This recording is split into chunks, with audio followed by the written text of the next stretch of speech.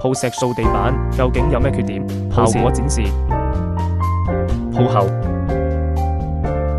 其實 SPC 石塑地板最明顯的缺點就是遇水不防滑。如果地面不平，卡扣容易鎖不穩，或買到劣質產品，石粉及密度欠佳，容易開裂。但相對優點比傳統地板更多，不單止價錢平價15.5一尺，一個女仔都可以 DIY， 慳到人工費，仲用到20年以上，防水防潮防乾耐火，仲自帶隔音棉，做到步行靜音效果。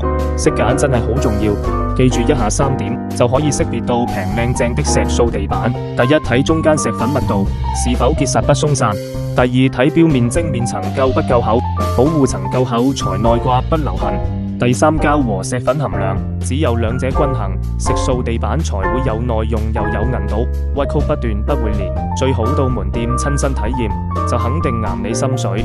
而家我們旺角鴻圖80正在做88折優惠，超低價15個半鐘可以介紹師傅，300尺8000蚊包材料人工。